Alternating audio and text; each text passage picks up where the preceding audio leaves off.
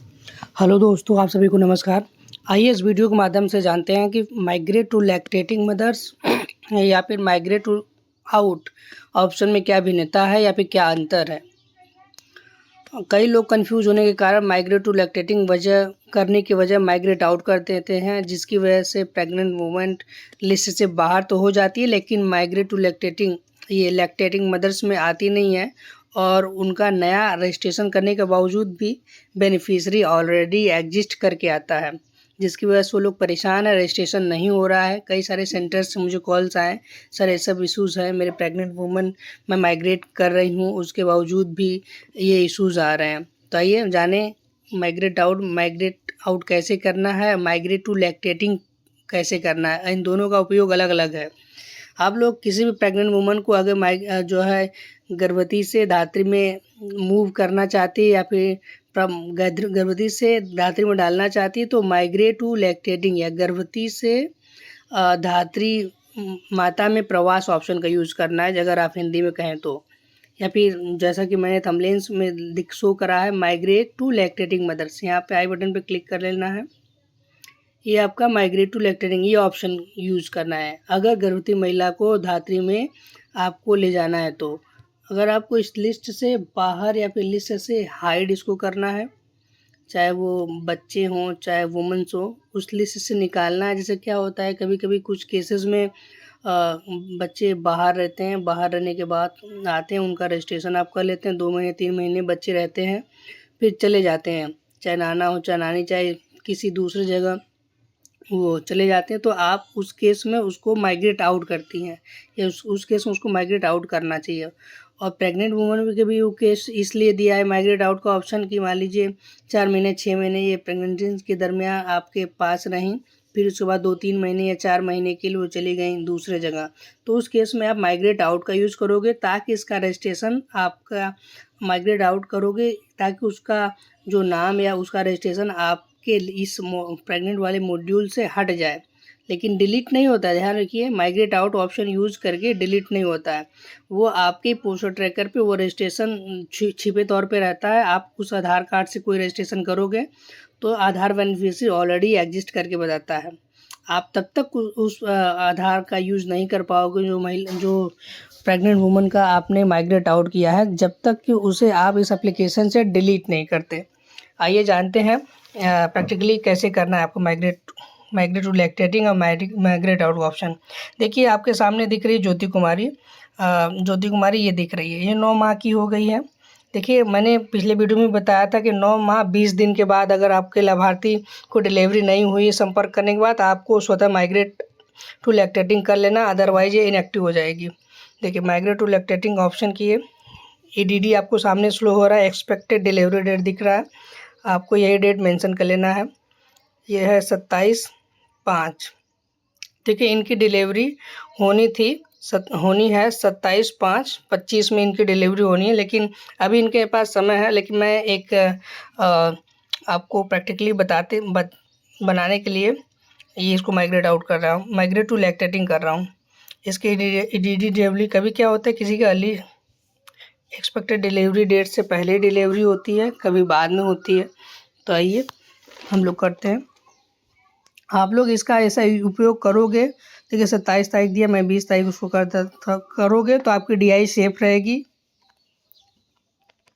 और डिलीवरी में बहुत ज़्यादा दिनों की 1 हफ्ते 2 हफ्ते का ही केवल अंतर होगा, लेकिन इसकी वजह से आपकी DI सेफ रहेगी। ये मैंने इसके गर्भवती महिला से धात्री में मूव कर रहा हूँ, ये मूव होगी। अब जैसा कि आप लोग को जानते हैं 0 से 6 माह वाले बॉक्स में डिटेल्स बच्चे का भरना है। मान लीजिए मैं बच्चे का नाम राजू भर रहा हूँ, राज ही सही ले लिया, बच्चे का नाम राज, यहाँ पे मैं कैटेगरी सेलेक्ट कर दे रहा हूँ, बस बेसिक ये है। आप यहाँ पे सबमिट कर देंगे, देखेंगे आपके जो प्रेग्नेंट वुमन का जो लिस्ट थी ज्योति कुमारी, वो आपकी लिस्ट से हाइड हो जाएगी। देखिए हम ये ज्योति थी जो 9th मंथ की हाइड हो गई, ये अब आ गई आपका ये लैक्टेटिंग मदर्स में आ गई। देखिए ये आपकी ज्योति कुमारी जिसे आपने अभी जस्ट मूव किया माइग्रेट टू लैक्टेटिंग के ऑप्शंस का यूज करके, ठीक है, ये आपने इसको किया। अभी यहाँ ज्योति कुमारी आ गई और बच्चे का रजिस्ट्रेशन इस बॉक्स में आ गया। जैसा कि बच्चे का नाम राज, ये आपके सामने बच्चा फ्लैश हो रहा है। ऐसे आप करेंगे तो आपके जो प्रेग्नेंट और लैक्टेटिंग की जो डीआई या फिर जैसे कहिए राशन उसका सेव रहेगा। अन्यथा 9 माह 10 दिन बाद अगर आप उसे माइग्रेट नहीं करते हैं, चाहे उसको डिलीवरी हुई हो चाहे ना हो, उस केस में वो इनएक्टिव हो जाएगी और इनएक्टिव होने के 3.5 महीने तक उस आधार कार्ड से कोई रजिस्ट्रेशन नहीं होगा। इसलिए आपको ये ऑप्शन का यूज़ करना है। और अब ऑप्शन के बारे में मैं बता रहा हूँ, माइग्रेट आउट। माइग्रेट आउट का ऑप्शन हम लोग यूज़ कर लेते हैं, जिसकी वजह से हमारे प्रेग्नेंट हट जाते हैं, फिर उसका रजिस्ट्रेशन हम लोग करने लगते हैं तो नहीं दिखता। जैसे मैं एक को आपको दिखा दे रहा हूँ। जैसे मैं अमृता गौतम, ये अमृता गौतम है।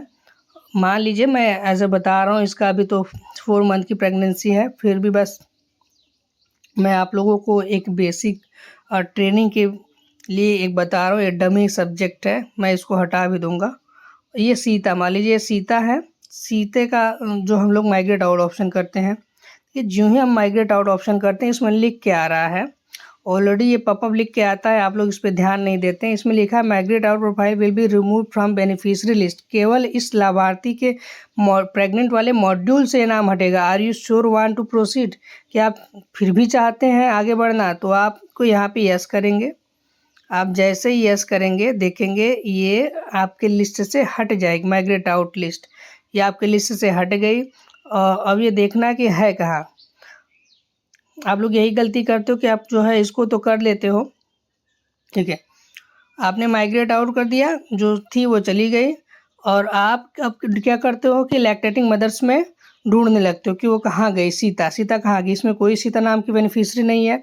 जाहिर सी बात आपको माइग्रेट टू लैक्टेटिंग का यूज़ करना था, जो आपको जो अपडेट प्रोफाइल के नीचे ऑप्शन आता है ये यूज़ करना था, लेकिन आपने यूज़ किया है ये माइग्रेट आउट, जो कि आपको नहीं करना। मैं बार बार कहता हूँ कि ये ऑप्शन उसी केस में यूज़ करना है जब आपका लाभार्थी टेम्परेरी समय के लिए कहीं बाहर चला जाए या कहीं रिलेटिव के यहाँ चला जाए, तो उस केस में 2 महीने 3 महीने अगर वो नहीं उपस्थित हो तो माइग्रेट आउट करिए, ताकि वो आपके करंट लिस्ट से हट जाए। अब ये देखिए कि माइग्रेट आउट है कहाँ।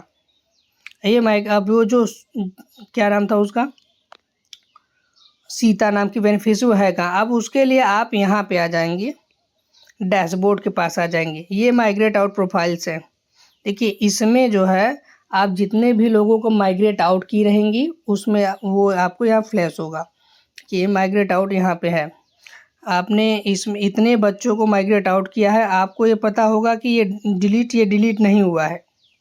देखिए ये सीता प्रेग्नेंट वूमन है, ये सीता जो है प्रेग्नेंट वूमन है, जिसको आपने अभी जस्ट माइग्रेट आउट किया है, ये सोचकर कि माइग्रेट टू लैक्टेटिंग हम कर रहे हैं, ये गर्भवती से धात्री में चली जाएगी। देखिए आप सभी लोगों को पता है, पोस्टर ट्रैकर में किसी भी प्रेग्नेंट का रजिस्ट्रेशन करने पर 9 महीना कंप्लीट होने पर पोस्टर ट्रैकर को पता नहीं रहता है कि इनकी डिलीवरी कब हुई। इसलिए आपको अपने से उसमें डिलीवरी डेट डाल के माइग्रेट टू लैक्टेटिंग का यूज़ करके धात्री में डालना है। और ये सारे बच्चे आप जो देख रहे हैं, ये जो लिस्ट में बच्चे दिख रहे हैं, इसको आप लोग सोच रहे हैं कि ये डिलीटेड है। नहीं, ये डिलीटेड नहीं बच्चे हैं। ये सब सारे बच्चे डिलीटेड नहीं है। ये बच्चे तब तक डिलीट नहीं होंगे जब तक का इनका टेन्योर, जब तक ये बच्चे 6 साल तक नहीं हो तब तक ये पोस्टर ट्रैकर में पड़े रहेंगे। अगर आप इसे डिलीट नहीं करवाती हैं तो उस दशा में ये बच्चे हमेशा पड़े रहेंगे। इसमें किसी माँ का आधार कार्ड यूज़ आपने कराया है तो वो उस केस में जो है माँ का रजिस्ट्रेशन नहीं होना है। तो इसके लिए क्या करना है, जैसे आपने माइग्रेट आउट, कुछ लोग ये लोग जो सेंटर्स का मैंने लॉगिन करा है, ये सोच रही हैं कि मैंने बच्चों को डिलीट किया, ये बच्चा डिलीट नहीं है, ये बच्चा इस लिस्ट में हाइड है। ये डिलीट तब तक होगा जब तक आपने संबंधित कार्यालय से संपर्क करके उसे डिलीट नहीं करवाती हैं, तब तक इसमें रहेगा। आइए, जो मैंने माइग्रेट आउट करके सीता को इस लिस्ट में भेजा है, तो फिर मैं उसी मॉड्यूल में कैसे करूँगा प्रेग्नेंट वाले में, उसको जान लेते हैं।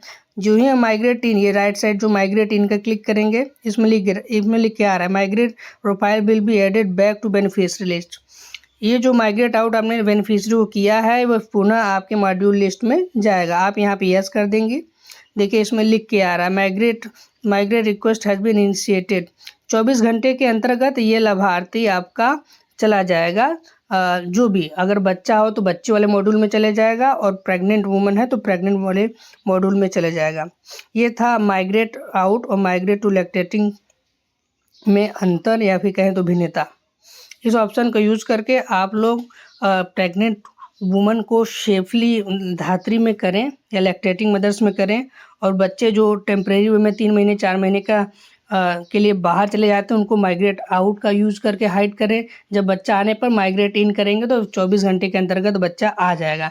लेकिन बच्चों को डिलीट करने के पर्पज़ से आप लोग माइग्रेट आउट न करें, क्योंकि बच्चों में भी ये ऑप्शन दिया है।